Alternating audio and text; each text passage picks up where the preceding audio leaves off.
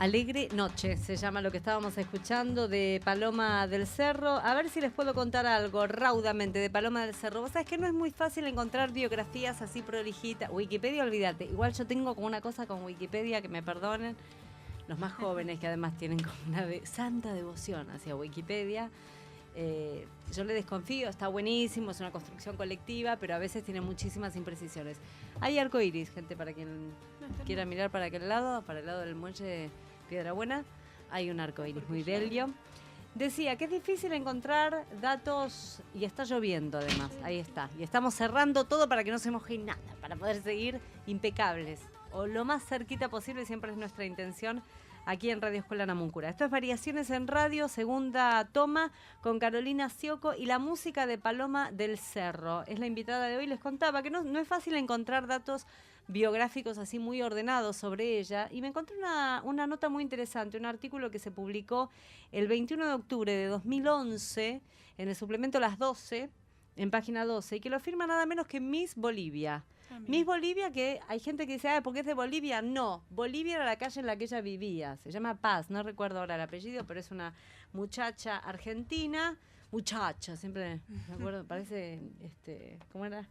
Esta divina que siempre decía hacete el Papa Nicolau, Tita Merelo.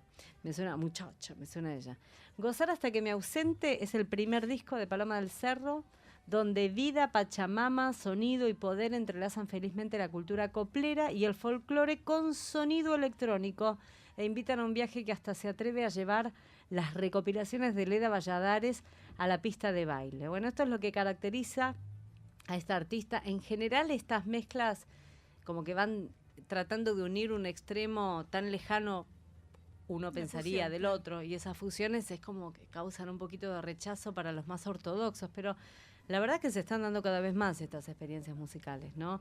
Y también hay una cosa desde lo ancestral y los pueblos originarios y este respeto y este vínculo de nuevo por nuestra Pachamama, por nuestra Mapu, en nuestra tierra podríamos decirlo así, porque Mapu es lo mismo que Pachamama para el norte, la Mapu o la Ñuque Mapu sería aquí en nuestras tierras patagónicas, pero eso está como cada vez más vigente, al margen de cuestiones marketineras que si quieren otro día lo hablamos también, pero bueno, por ese lado va la propuesta de Paloma del Cerro.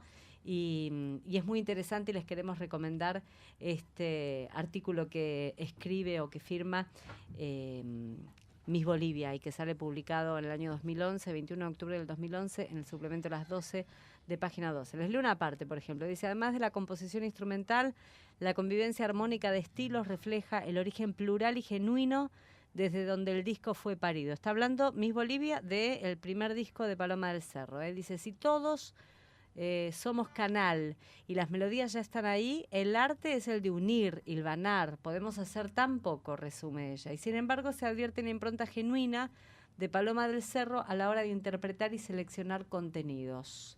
En la apropiación y libre versión de motivos populares como A la Mañanita, Quichua y Alegre Noche, que justamente es el tema que sonaba recién, Quichua va a sonar más tarde, encontramos interpretaciones de vidalas anónimas que distan del copy-paste rústico electrónico y proponen una vuelta de tuerca, una fusión distinta que genera movimiento y le imprime vida a la tradición oral. Para los que vean sus videos, además ella es muy colorida, siempre anda con muchas flores, con mucho maquillaje, con muchos colores, mucho maquillaje desde lo artístico también, ¿no?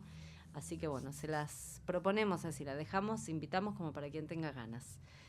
¿Qué pasa con las letras, Cioco? ¿Qué onda las letras, las palabras, los silencios, la literatura? Y es mi mundo, no sé. Cuando pensaba en traer textos,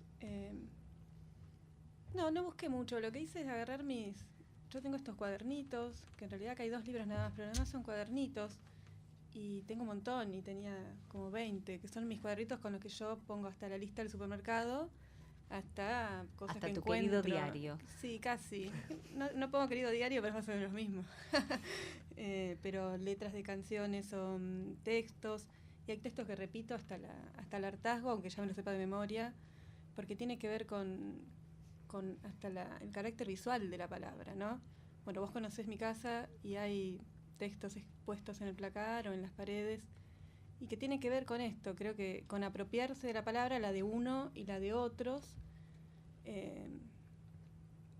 pidiéndoles algo, yo no sé bien qué, porque creo que uno les pide algo a esas palabras, como que reflejen de la manera más exacta posible algo que uno siente o quiere que digan.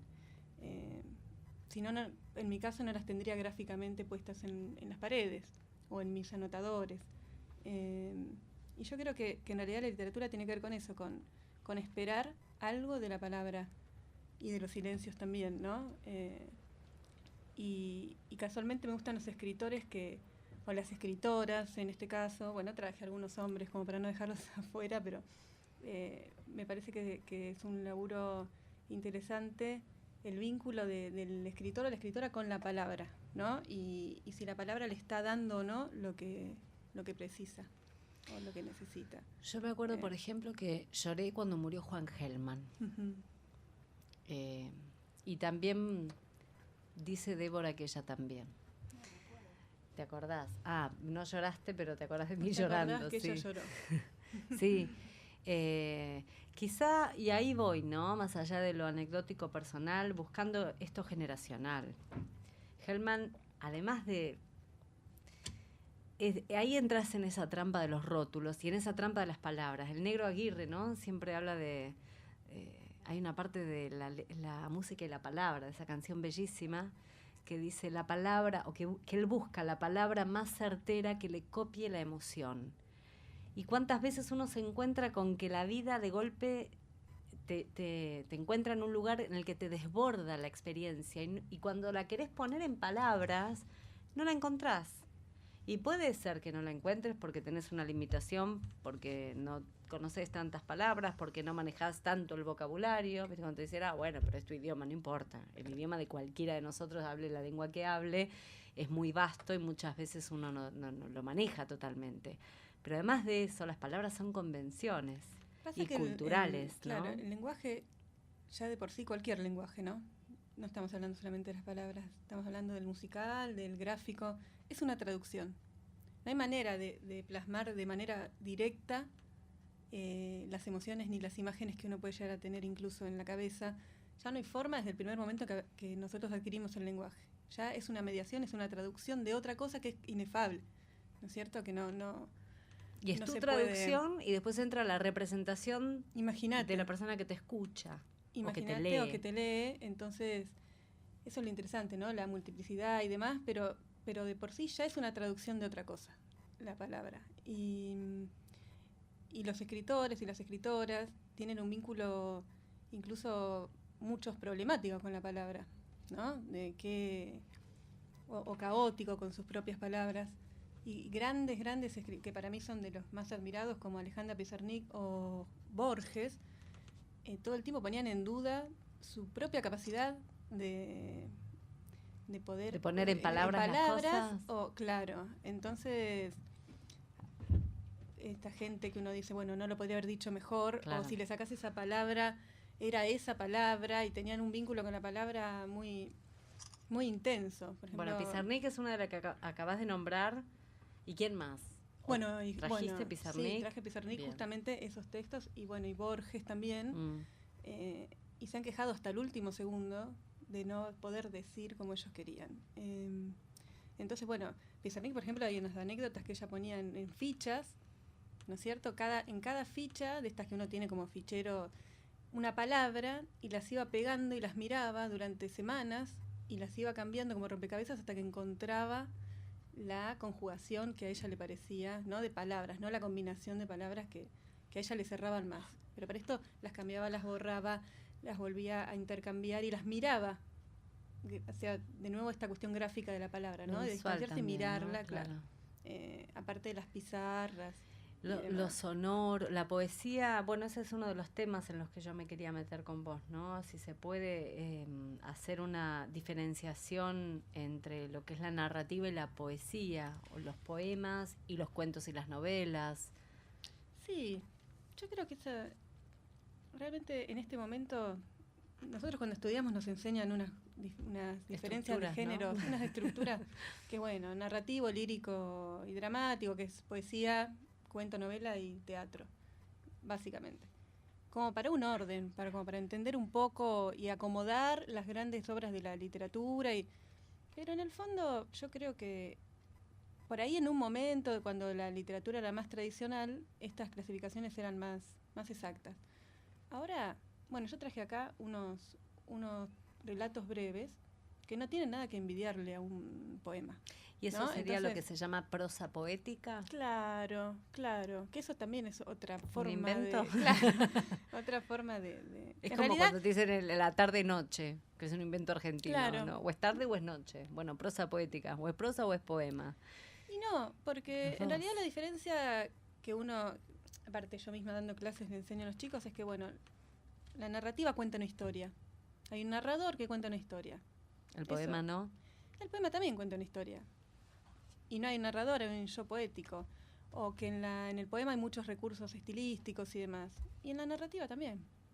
Entonces, yo ahí traje un textito de Borges que es Delfín. Y hay una parte, sí, es un texto hermoso. Y aparte, se me va a quedar sin batería la compu. Así que ya lo leemos. Vamos a leer ahora. ¿Es de Borges? Es el fin de Jorge Luis Borges y no es el texto entero, es el final, ¿sí? Como para ver esto que yo te estaba diciendo, ¿no? Dice, y es narrativa, ¿no es cierto? Es un cuento, con un narrador. ¿Con un narrador? Sí. Hay una hora, lo leo, hay una hora de la tarde en que la llanura está por decir algo. Nunca lo dice, o tal vez lo dice, infinitamente, y no lo entendemos. O lo entendemos, pero es intraducible como una música. Desde su catre, Recabarren vio el fin. Una embestida y el negro reculó, perdió pie, amagó un hachazo a la cara y se tendió en una puñalada profunda que penetró en el vientre.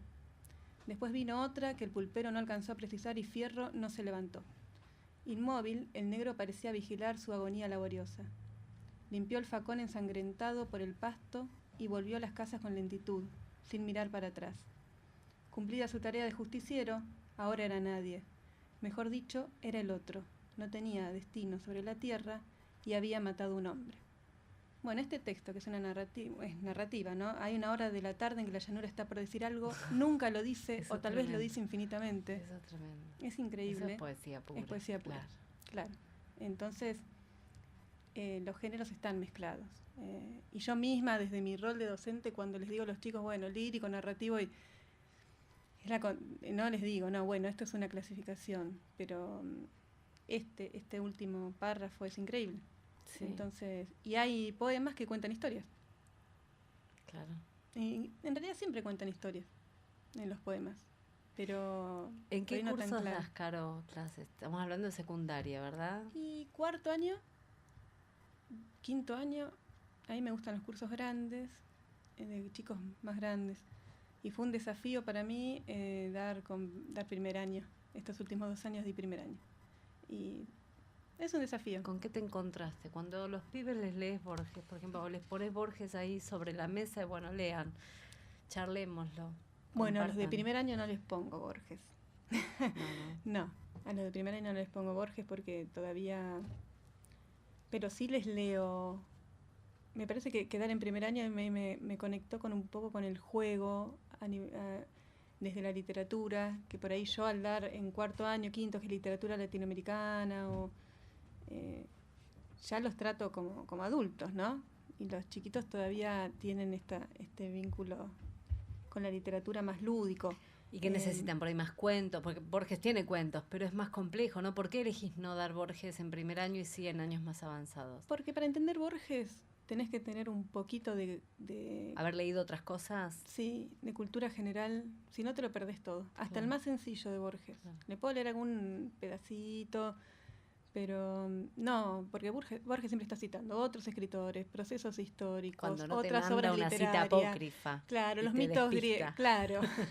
Y cuando no te miente. Claro. Sí, así que sí, alguna cosita, pero no, Borges lo dejo para después. Y a los chicos les leo estas cosas. Y les gusta. ¿Fragmentos? No. ¿O a los chicos más grandes? Los más grandes les doy el libro entero. ¿Y les gusta? Les gusta, pero les gusta más cuando se los leo. Porque creo que al escucharlo lo aprecian más. Sí. Bueno, vos sabés que en otro programa que hicimos acá en la Namuncurá, en Divertimentos, un día charlábamos con Lucho Carranza, que vos lo nombrabas antes también. Y también le contaba y nos contaba, y a él le llamaba la atención, cómo se enganchaban los pibes cuando él les leía. Pasa en cualquier experiencia en donde una pueda. Bueno, hace poquito estábamos haciendo el Cuenteretas acá en Madrid, que es un espacio en el que yo participo, en donde la idea es compartir con los más chicos y las más chicas, pero siempre se enganchan de todas las edades. Y también me ha pasado a mí con el laburo en la biblioteca Alfredo Palacios, en la biblioteca Braille y Parlante, con esto de los audiolibros, y descubrir ahí, ¿no? Que incluso hoy a la tarde charlaba con ustedes acá en el programa una chica que iba a hacer una actividad en el ciclo de cine para peques ahí en el Caracol, que hablaba de cómo a los grandes los enganchan, o las personas grandes se enganchan con los juegos, ¿no? Y pasa lo mismo con los cuentos, pero con lo oral de la narración. Eso fue un aprendizaje. Yo doy clases en la Politécnica. Y la Politécnica generalmente no es el fuerte de la literatura. Yo hacen talleres de construcción, de electrónica. Y son muchos varones. Y no tienen un vínculo con la literatura. Pero no saben lo que disfrutan la lectura. Y claro, pero porque por ahí, desde este prejuicio, no se les lee nada. Claro. Como no es el fuerte de la escuela, no es tan común ni que vayan gente a contar cuentos ni obras de teatro. Y vos les lees un cuento y es muy sencillo. Y se enganchan y te piden otro y te piden otro. Los mismos que parece los tienen que leer se aburren, ¿no? Pero escuchados. Pero que vos se lo cuentes. Claro. Y ellos quieren que les leas cuentos. Tan simple como eso. Y es lindo eso. Vamos a escuchar algunos de los tantos mensajes que hay en la Namuncurá para compartir con la audiencia, ¿sí? O música. Y después de la música, la tanda y volvemos. Esto es Variaciones en Radio esta tarde con Carolina Sioco.